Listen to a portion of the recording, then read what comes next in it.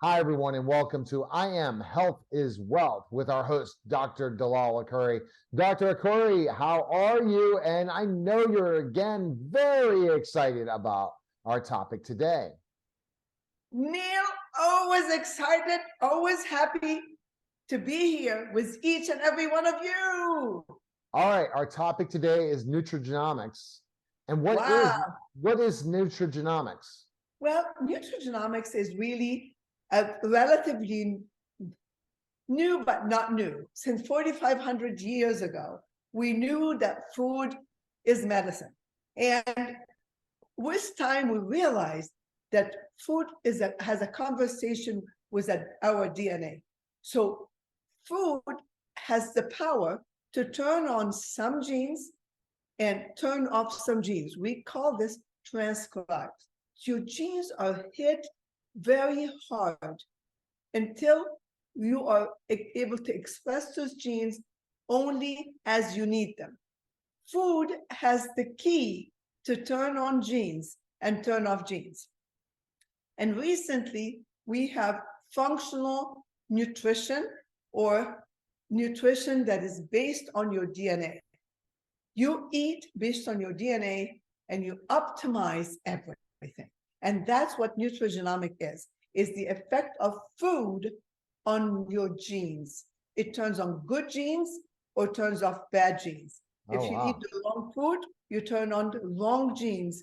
If you turn on the wrong genes, you can have diabetes, you can become obese, you can have heart trouble. So really understanding the power of food. And what is epigenomics? That is really what is where my heart is. The food and the environment. So epigenomics is the environment. My genes are made to protect me. My genes are made to help me survive. So the environment that I am exposed to is capable to turn on certain genes and turn off certain genes. So what does that mean? If you're hungry, you have to turn on the hungry food. If you're in a dangerous place, you have to turn on the fight or flight genes. So your environment would dictate what genes are going to be turned on. That's really obvious. If you're having intimacy, the genes that are turned on are very different than the genes that you'll have if you're fighting someone, if you're angry and fearful, if you're hungry, you have. So the environment you're in dictates what genes. In the cold weather, the genes that are turned on are the genes that helps you fight cold or be adapting to cold. So epigenetics is the science of understanding that the environment dictates what genes are transcribed. Transcribed means the genes that are being turned on, the genes that are able to become translated into proteins and then become functional. Did I make it easy? I'm getting it and understanding it. So basically, to kind of just take it in a summary, you're basically based on your genes and your environment is what is the best food for you to put in your belt. Best food and best everything. Best is that is based like on you learn that that stress are turning on some genes, and those genes could be inflammatory genes. So these genes create fire. So you really need to know that your environment dictates what genes are turned on. Some of genes are destructive, and some of these genes are productive and make you feel better. That's so intriguing. And so based on that, why are people turning to nutrigenomics? Because we are now in an era of what we call precision medicine. Precision medicine is you eat what helps you be optimized to the max, so you can look great, feel great, enjoy life, enjoy your grandchildren, going to the beach, having good sexuality. It's just to enhance your life. You need to use check the environment that works best for you. And that's really the key to everything. So epigenetics and nutrigenomics, they both together dictate what genes are turned on and help you to optimize everything. Is there a known Let link? me give you an example. Oh, go ahead. Under stress, for example, you cannot have intimacy, because stress in your mind is, there's a lion over there. My heart has to beat very fast. I cannot urinate. I have to hold it. I can't poop. I have to hold it. My stomach is not going to eat. All the blood is flowing away from the stomach and going to the brain and to the heart. Boom, boom, boom, boom, boom, boom. Blood sugar has to go up. So you're turning on genes that are destructive genes. You can live so long under stress until you can completely deplete the amount of energy that you have. So epigenetics is key for life, and nutrigenomics is key for life. Also, it's very important to eat for your genetic makeup. I'm originally from Egypt, so I'm a Mediterranean. So Mediterranean food is what my body can work with the best. If you're from Alaska, you can afford to eat more fat. I can't afford to eat more fat. Okay, so eating for your ethnicity is also very important. Is there that's nutrigenomics. Okay, so is there a known link between genes and nutrition? Is there a link between genes and nutrition? Yeah. Absolutely. As I said, the key to turning on a gene has to do with nutrition. If you're eating food that turns on inflammation, you're going to have inflammation all over your body. Gluten is a gene, is food that turns on the inflammatory cascade. So your body is on fire. Yeah. So if you're eating pork, for example, it causes the same thing. So eating food that's void of B vitamins may make you unable to handle stress. So a lot of B vitamins are essential for mood function. A lot of B vitamins that are important for methylation are essential to restore the weight loss system or help you optimize your weight. So food dictates what genes to turn on. So that's the link. Food are dictating what genes are on or off. Can nutrigenomic be the future of how you eat? I mean, that should be the ultimate. That's what I want. It sounds like to me, Dr. Dalal, that's the truth. And I'm really intrigued because this is a new topic I've never heard of. This is such groundbreaking stuff that I've interviewed over 9,000 plus people and have never learned about any of this stuff, especially when it relates to food and your health. It's crazy. And some of the stuff that I'm intrigued to learn more about from you for sure. Thank you.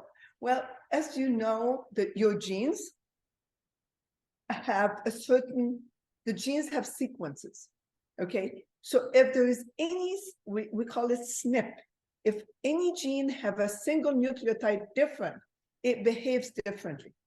So knowing your genetic makeup will help us to decide what genes are bad. And when you know which gene is off, then you don't eat food that trigger that gene. So if I have a gene that makes me allergic to something, so why do I have food that is allergic, that I could be allergic to, Not a good that idea. I eat? It will create inflammation.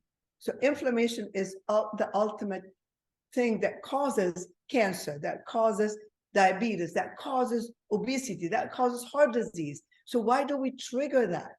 By turning on the wrong gene. So if I know that I'm missing a B vitamin or I have a SNP and I'm not able to metabolize my B vitamins properly, so then I may need more B vitamin replacement, more D vitamin replacement. So based on my genetic makeup, I can create what we call, a genetic kitchen or nutrigenomic kitchen that really tailors to my needs. What are the aims of nutritional genomics? the aims of my aim to make this affordable or available for everyone is to optimize health, is to minimize the risk of obesity that is not explainable. Some people are so overweight and they say, well, I have done this diet and that diet, and I did, ketogenic, fasting, intermittent fasting.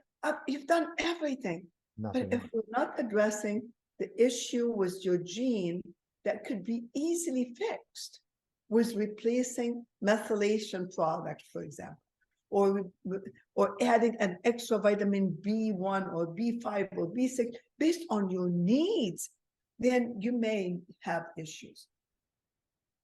What and why inflammation?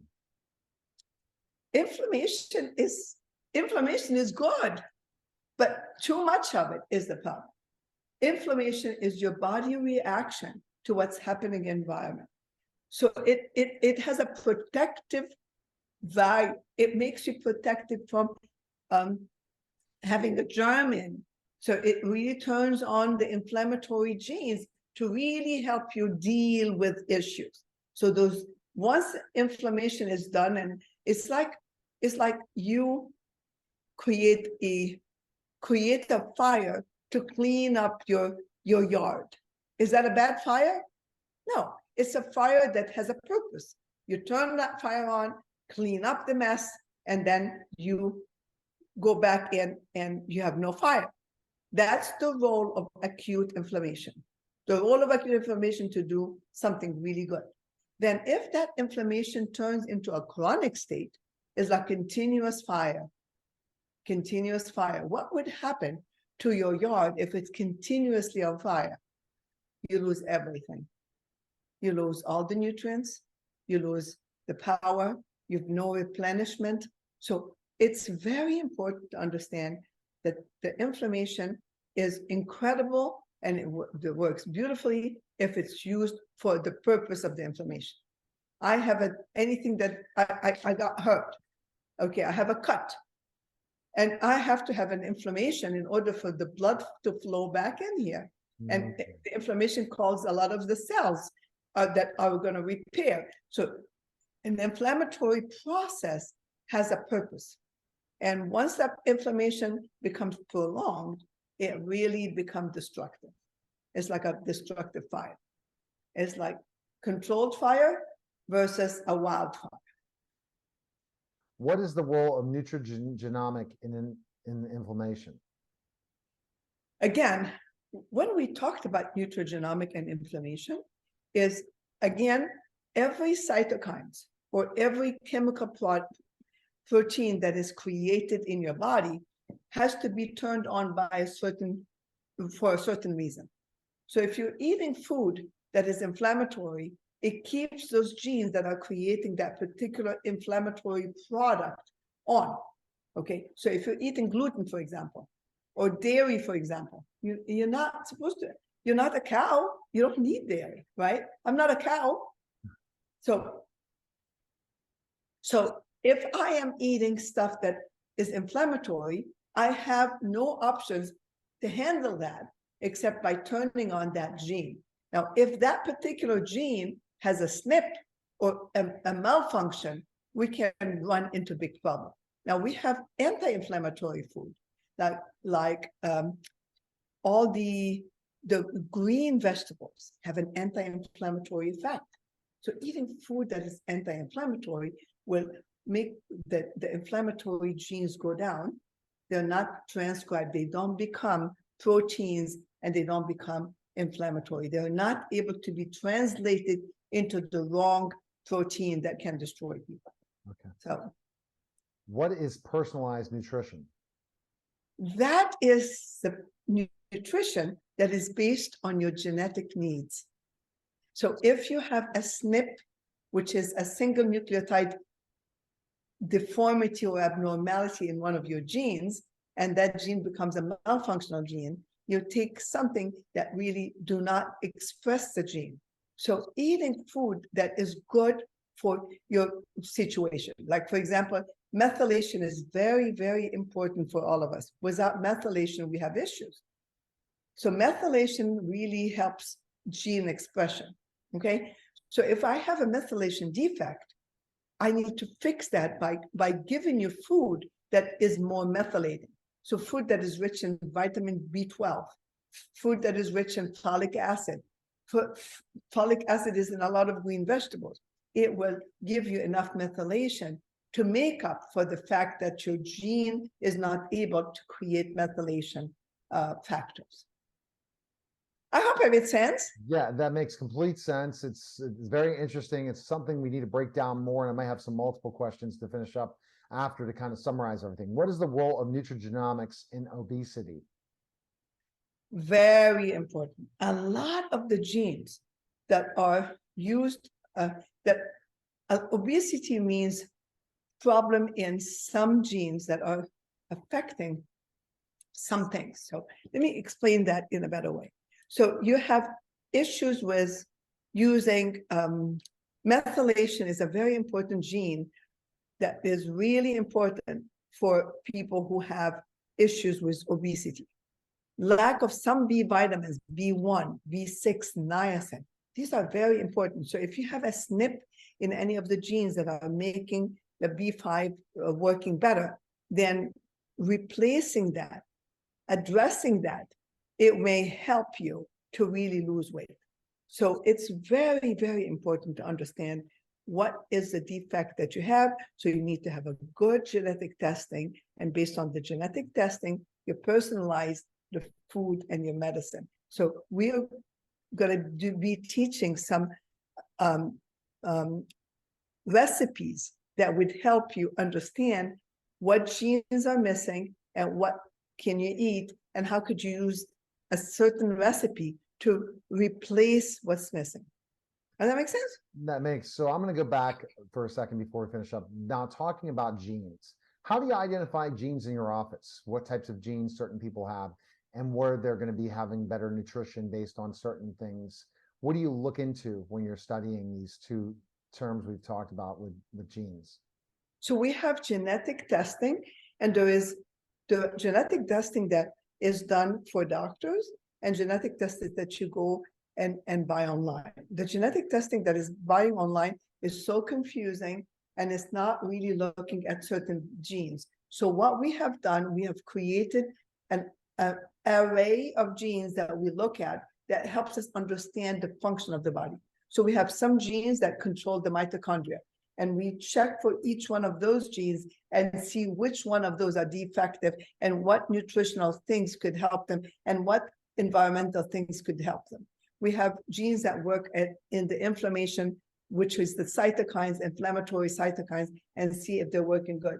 We have genes that look at weight, and we look at these genes, and then we study those genes and see if patients have a SNP in that genes. And based on that, we create a personalized plan just for that person based on their personal genetic makeup. So we're tailoring the nutrition to serve their genetic needs. That makes complete sense, and that's through testing the blood test, right? You're able to run different types of We do a blood test. Yes, it's a blood test that helps with that. We also could do salivary test, or test from the mucosa. It's too bad that functional medicine has been the way to do this, and it's not been available for everybody, but it is now, meaning that traditional medicine just does not cover these things that can catch things way earlier before things become serious. You, again, help stop cancer. You help stop certain other diseases from happening if you see you now and spend the time now looking at these things, your genetic makeup and things like that. So you eat the right foods, because certain genes, just certain people, especially you talk about environment and well, just do not do well with certain foods compared to other people. That could be certain genes that just don't work well, that could cause cancer, can cause other diseases. And if you identify them earlier, so you'd like to see them, Dr. Akoury, in your office earlier than they are. They come later, and they need to come earlier so that they can really build out the awareness of understanding what their body is and what they need to have in their body. And how absolutely. Prevention 1 ounce of prevention is better than cure. Cure costs a whole lot more.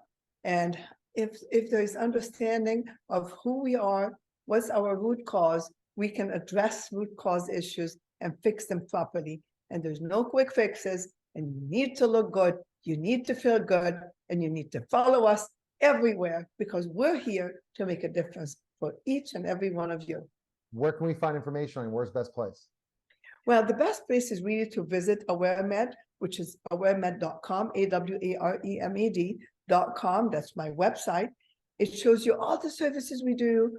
We're going to be also giving you more information of some events we're going to be doing, and some webinars we want to do, and some teaching for doctors and some teaching for patients that we can do to help raise the awareness. And that's where AwareMed word come from. We need to raise the awareness and understand the triad of the genes, your genetic makeup, your epigenome, and your health. So that's a triad, and everything works together to optimize everything. And you look good, you feel good, and you enjoy life. Well, Dr. Akoury, we appreciate it. What a great I Am Health is Wealth. Another great show. Thank you again. Thank you. Take care.